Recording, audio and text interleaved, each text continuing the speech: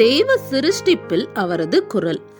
எங்க திரும்பினாலும் தேவனுடைய குரலை கேட்கிறோம். அவரது கிரியைகளை நம்மை சுற்றி பார்க்கிறோம். இடியின் சத்தத்துல இருந்து பறவைகளின் சத்தம் வரைக்கும் தேவ துதியையே இயற்கையில கேட்கிறோம். ஆகாயமும் பூமியும் கடலும் அவைகளின் வர்ணங்களுடனும் அழகுடனும் தேவ மகிமையையே வெளிப்படுத்துது. மலைகள் அவரது வல்லமையை குறித்து பேசுது. உயரத்துல காற்றில் ஆடிக்கொண்டிருக்கும் மரங்களும் அழகான மலர்களும் தேவனையே சுட்டி காட்டுது. நிலத்தை மூடிக்கொண்டிருக்கும் பச்சை நிற போர்வை சிறிய ஜீவராசிகளின் மேலும் தேவனது அக்கறையை காட்டுது. சமுத்திரத்தின் குகைகளும் பூமியின் ஆழங்களும் அவரது பொக்கிஷங்களை வெளிப்படுத்துது. முத்துக்களை கடல்ல வச்சிருக்கிறாரு. விலைமதிப்பற்ற உலோகங்களை பாறைகளுக்கிடையே வச்சிருக்கிறாரு. தேவன் அழக நேசிக்கிறவராக இருக்கிறார்.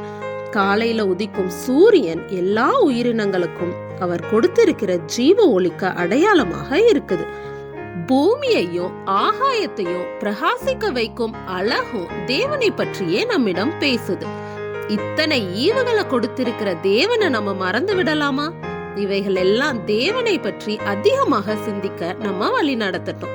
நம் வசிக்கும் இல்லத்திலோ இடத்திலோ எவ்வளவு அழக நம்ம ரசிக்கிறோம். பரலோகின் வயல்களையும் ஜீவ ஊற்றுகளையும் ஆறுகளையும் மரங்களையும் ஜொலிக்கும் பட்டணத்தையும் அங்கு பாடும் வெள்ளையங்கி தரித்த பாடகர்களையும் இயற்கை நினைவூட்டட்டும். அந்த உலகின் அழகை எந்த ஓவியராலும் சித்தரிக்க முடியாது. தேவன் தமிழ் அன்பு கூறுகிறவர்களுக்கு ஆயத்தம் பண்ணினவைகளை கண் காணவும் இல்லை, காது கேட்கவும் இல்லை. தேவனின் அன்பும் அவரது குணமும்.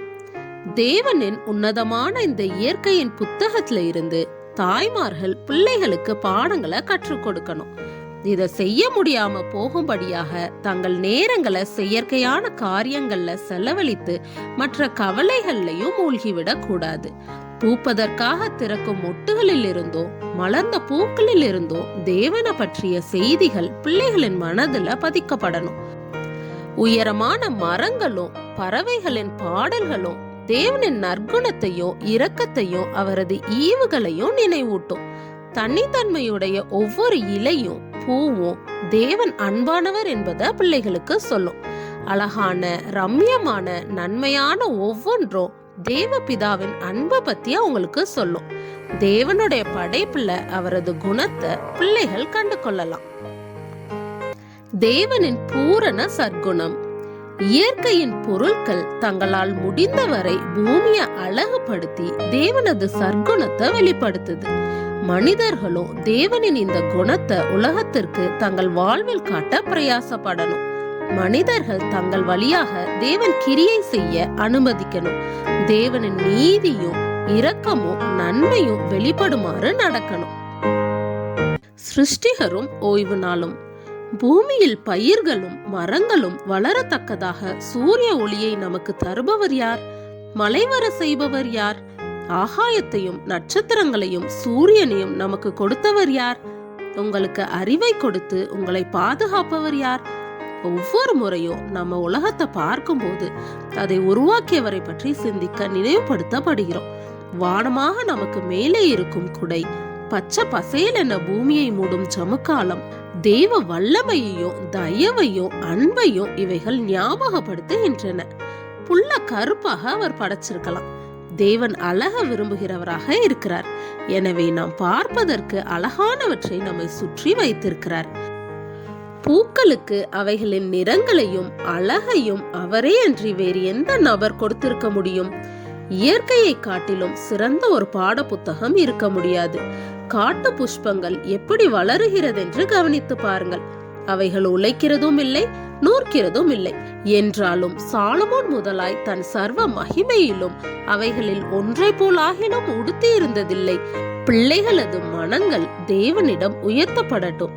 இதற்காகவே தேவன் நமக்கு 7ஆம் நாளை கொடுத்திருக்கிறார். சிருஷ்டிப்பின் ஞாபக சின்னமாக அதை நமக்கு வைத்திருக்கிறார். பிரமாணத்துக்கு கீழ்ப்படிதல். இயற்கையை தாங்கிக் கொண்டிருக்கும் அதே வல்லமையே மனிதனிடமும் கிரியை செய்து நட்சத்திரத்தையும் அணுவையும் செயல்படுத்தும் சட்டங்கள் நம்மையும் கட்டுப்படுத்துது. நமது இருதயம் அதற்கான சட்டங்களை பின்பற்றுது. இதன் நிமித்தமாக சரீரத்தின் இரத்த ஓட்டத்தை அது சீராக வைக்குது.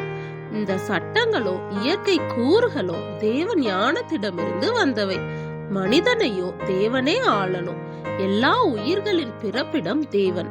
அவருடன் இசைந்து செயல்படுவதே வாழ்க்கையின் உண்மையான வேலையா இருக்குது. எல்லா சிருஷ்டிகளுக்கும் இந்த நிபந்தனை கொடுக்கப்படுது.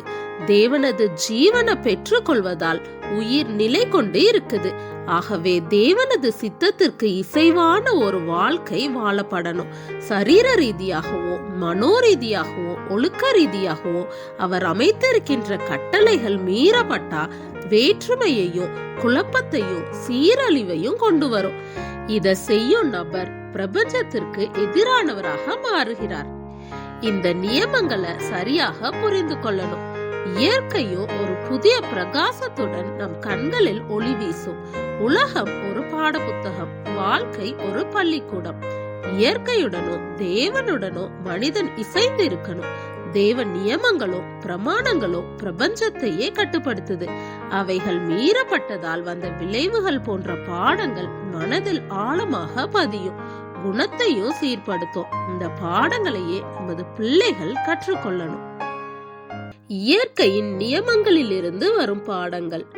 நிலத்தை பயிருக்காக பண்படுத்தும் ஒரு நபர் அநேக பொக்கிஷங்கள் தனக்கு முன்பாக திறக்கப்படுவதை காண்பார். விவசாயத்திலோ தோட்டக்கலையிலோ இயற்கையின் கூறுகள் கவனிக்கப்படணும்.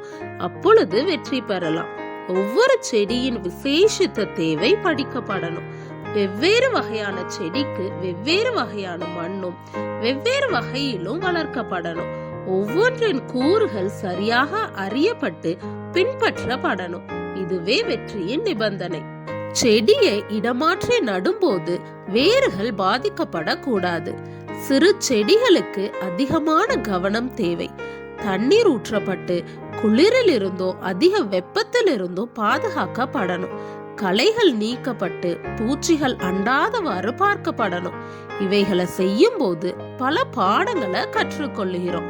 நமது குண வளர்ச்சிக்கு இது மிகவும் பயனுள்ளதாக அமையுது. இந்த வேலையே முன்னேறுவதற்கான ஒரு வழியாக இருக்குது. இயற்கையின் கூறுகளுக்கு இணங்கி பொறுமையுடன் அதிகமான கவனத்தையும் செலுத்தி இதை செய்யறோம். அவசியமான ஒரு பயிற்சிய இவ்வேலை நமக்கு கொடுக்குது. உயிர்களின் ரகசியங்களுடன் நாம் தொடர்ந்து தொடர்பு கொள்கிறோம். இயற்கையின் அழகையும் இவ்வேளையில் பார்த்து கொள்கிறோம். இலகின இருதயத்துடனும் கருசனையுடனும் தேவ சிருஷ்டிகருடன் உடன்படுகிறோம். இது நம் சிந்தையை எழுப்பி குணத்தை உயர்த்தி நம்மை சுத்திகரிக்கிறது. இப்பாடங்கள் மற்ற மனங்களை சரியான வகையில கையாள நம்மை ஆயத்தப்படுத்தும்.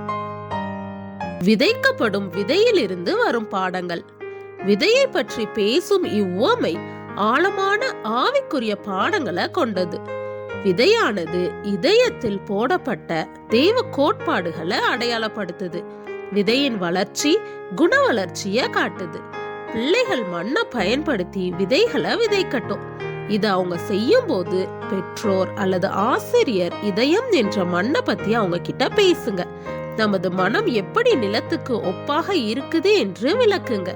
அதில் விதைக்கப்படும் நல்ல விதைகளையும் கெட்ட விதைகளையும் பத்தி பேசுங்க. மண்ணானது ஆயத்தப்படுத்தப்பட்டு நிலம் பண்படுத்தப்படுவது போல சத்தியம் என்ற விதை ஏற்றுக்கொள்ள இதயம் என்ற நிலம் பண்படுத்தப்படணும் என்று புரிய வைக்கணும். சத்தியம் என்ற விதை ஏற்றுக்கொள்ள இதயம் என்ற நிலம் பண்படுத்தப்படணும் என்று புரிய வைக்கப்படணும். செடி வளர வளர அதோட பிள்ளைகளின் ஆவிக்குரிய வாழ்க்கையும் இவ்வண்ணம் செடியுடனே வளர்க்கப்படலாம். விதையானது நிலத்தின் மேல் தூவப்படுவதை கொண்டு இயேசுவின் மரணத்தை பற்றி பாடங்களை சொல்லிக் கொடுக்கலாம். விதையில் இருந்து எழும்பும் சிறு செடியை கொண்டு உயிர்த்தெழுதலை குறித்து கற்றுக் கொடுக்கலாம். இதய தோட்டமும் பண்படுத்தப்பட வேண்டும்.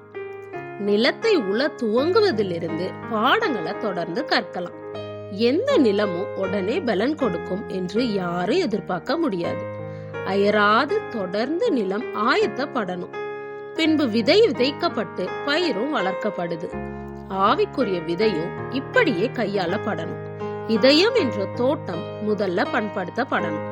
மனம் திரும்புதலின் மண் உடைக்கப்படணும். நல்ல செடிகளை நெருக்கும் களைகள் எடுக்கப்படணும்.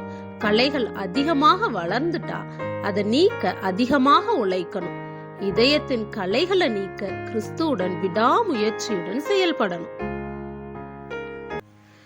கிருபையில் வளர்தல். தேவனின் அற்புதம் செய்யும் வல்லமையை பற்றி பிள்ளைகளுக்கு சொல்லுங்க. இயற்கையின் புத்தகத்தை அவர்கள் படிக்கும் போது தேவன் அவர்களோடு பேசுவார். சத்தியங்களை இருதயத்துல பதிப்பார். விவசாயி நிலத்தை உழுது விதைய விதைக்கிறார். அவரால செடிய வளர வைக்க முடியாது. மனித சக்தியால செய்ய முடியாதவைகளை தேவனே செய்யணும். அவரை நாம் சார்ந்து இருக்கணும். தேவன் அவரது வல்லமைய விதைக்குள்ள வச்சிருக்கிறாரு. இதனால அது உயிர் பெற்று வளருது. விதைக்குள்ள இருக்கும் உயிர் செடியாக வளர்வத தேவன் பார்த்து கொள்கிறார். விதையின் கடினமான மேல் பாகத்தையும் உடைச்சு செடி வளருது. தேவனின் பராமரிப்புனால இது நடக்குது. சிறிதாக முளைத்து கதிராகவும் செடியாகவும் வளருது. விதைக்க தேவன் செய்வத பிள்ளைகளும் கேட்கும் போது தேவ கிருபையில வளருவதன் ரகசியத்தை புரிந்து கொள்வாங்க. சூழ்நிலைக்கு மேலாக உயர்தல். அமெரிக்காவில் லீலி புஷ்பங்களை காணலாம். மிகவும் அழகாகவும் ஒரு சிறு துளி அழுக்கு கூட இல்லாதபடி இவை பூத்திருக்கும். பூவானது மிக சுத்தமாக இருக்கும். அவை வளரும் இடம் அழுக்கு நிறைந்த இடங்களாக இருக்கும். நான் என் மகளிடம் வேரின் அருகாமையில் இருக்கும் அச்செடியின் தண்டை எடுத்து வர சொன்னேன். ஒரு கைப்பிடி அளவு பூக்களுடன் இருந்த செடிகளை எடுத்து வந்தான். அவைகளை நான் கவனித்தேன். பூவிற்கு கீழாக உள்ள செடி பகுதிகளில் அநேக சிறு துவாரங்கள் இருந்தன. அந்த துவாரங்கள் வழியாக செடியானது தேவையானவற்றை மண்ணில் இருந்து எடுத்துக்கொண்டு அவைகளை அழகான பூவாக மாற்றுவதை புரிந்து கொண்டேன். தேவையில்லாத அழுக்குகளை அது ஒதுக்கியது. தூய்மையான ஒரு பூவை உருவாக்கியது. இதை போலவே நமது வாலிபர்களுக்கும் நாம் கல்வியை கொடுக்க வேண்டும். இயேசுவை பற்றியும் அவரது தியாக பலியை குறித்தும் பிள்ளைகள் அறிவுறுத்தப்படட்டும். பரிசுத்தத்தையும் கிருபையையும் அன்பையும் பொறுமையையும் இவைகளின் ஊற்றான தேவனிடமிருந்து எடுத்துக்கொள்ளட்டும். விடாமுயற்சியையும் நம்பிக்கையையும் கற்றுத்தரும் பாடங்கள். வேதாகமத்துல யோபு 12வது அதிகாரம் 7-8 வசனங்கள்ல, இப்பொழுது நீ மிருகங்களை கேட்டுப்பார், அவைகள் உனக்கு போதிக்கும். ஆகாயத்து பறவைகளை கேள், அவைகள் உனக்கு அறிவிக்கும். சமுத்திரத்தின் மச்சங்களை கேள், அவைகள் உனக்கு விவரிக்கும் என்றும். நீதிமொழிகள் 6வது அதிகாரம் 6வது வசனத்துல எறும்பினிடத்தில் போய் கற்றுக்கொள் என்றும். மத்தேயு 6வது அதிகாரம் 26வது வசனத்துல ஆகாயத்து பட்சிகளை கவனித்து பாருங்கள் என்றும். லூக்கா 12வது அதிகாரம் 24வது வசனத்துல காகங்களை கவனித்து பாருங்கள் என்றும் எழுதி இருக்குது. விலங்குகளும் ஆசிரியர்களாக பாடங்களை கொடுக்குது. எறும்பு பொறுமையையும் சுறுசுறுப்பையும் விடாமுயற்சியையும் கற்றுக் கொடுக்குது. எதிர்காலத்துக்கு எப்படி ஆயத்தமாகணும் என்பதை புரிய வைக்குது. பறவைகள் விவசாயத்தையும் தேவன் மீது நாம் கொண்டுள்ள ஆழமான நம்பிக்கையை பற்றியும் கற்றுக் கொடுக்குது. பரமபிதா எல்லாவற்றின் தேவைகளையும் சந்திக்கிறார். ஆனாலும் விலங்குகள் உணவை தேட வேண்டி இருக்குது. பறவைகள் கூடு கட்ட வேண்டி இருக்குது. ஒவ்வொரு நொடியும் தங்களை பிடித்துவிடும் எதிரிகளின் ஆபத்து நிறைந்துள்ளது. ஆனாலும் மன ரம்யத்துடன் தங்கள் வேலைகளை செய்யுது. பறவைகளின் சிறு பாடல்களும் எவ்வளவு மகிழ்ச்சிகரமாக இருக்குது. தேவனின் பராமரிப்பை சங்கீதக்காரர் அழகாக வர்ணிக்கிறார். உயர்ந்த பர்வதங்கள் வரையாடுகளுக்கும் கண்மலைகள் குழி முசல்களுக்கும் அடைக்கலம் என்று சங்கீதம் 104வது அதிகாரம் 18வது வசனத்துல வாசிக்க முடியும். அவர் பள்ளத்தாக்குகளில் நீரூற்றுகளை வரவிடுகிறார். அவைகள் மலைகள் நடுவே ஓடுகிறது. அவைகளின் ஓரமாய் ஆகாயத்து பறவைகள் சஞ்சரித்து கிளைகளின் மேலிருந்து பாடும் என்று சங்கீதம் 104வது அதிகாரம் 10வது மற்றும் 12வது வசனங்கள்ல வாசிக்க முடியும். நீர் உமது கையை திறந்து சகல பிராணிகளின் வாஞ்சையையும் திருப்தியாக்குகிறீர் என்று சங்கீதம் 145வது அதிகாரம் 16வது வசனத்துல வாசிக்க முடியும். பூச்சிகள் கடுமையான உழைப்பை கற்றுக் கொடுக்கின்றன. தேனீக்கள் நமக்கு ஒரு நல்ல உதாரணமாக இருக்குது. சரியான ஒழுங்க பின்பற்றுது. வேலை செய்யாம இவைகள் இருப்பதில்லை. வேலை செய்யாத எந்த தேனீயும் கூட்டுக்குள்ள அனுமதிக்கப்படுவதும் இல்லை. தங்களுக்கு நியமிக்கப்பட்ட வேலைய அறிவாற்றலுடன் செய்யுது. இது நம் ஞானத்துக்கு மேலானதாக இருக்குது. சாலமோன் ஞானி சிறு காரியங்களை நாம் கவனிக்கும்படி சொல்றாரு. எறும்புகள் பலனற்றவைகளாக இருந்தோம் தங்கள் உணவை சேகரித்து கொள்ளுது. இந்த சிறிய ஆசிரியர்கள் உண்மையுடனும் உத்தமத்துடனும் செயல்படுவத இவைகள் கற்றுத்தருகின்றன. இவைகளை போல நாமும் தேவன் நமக்கு கொடுத்திருக்கிற திறமைகளை பயன்படுத்தி அவைகளை மேம்படுத்தணும். இத நம்ம செய்திருந்தா எவ்வளவு பயனுள்ளவர்களாக இருந்திருப்போம். சிறு பிராணிகளின் மேலும் தேவனின் கண் இருக்குது. அவரது சாயல்ல படைக்கப்பட்ட மனிதனை அவர் கவனிக்காம விட்டுடுவாரோ? மனிதனுக்கு அருளி இருக்கின்ற திறமைகளுக்கேற்ற பலனை நிச்சயமாக எதிர்பார்ப்பார்.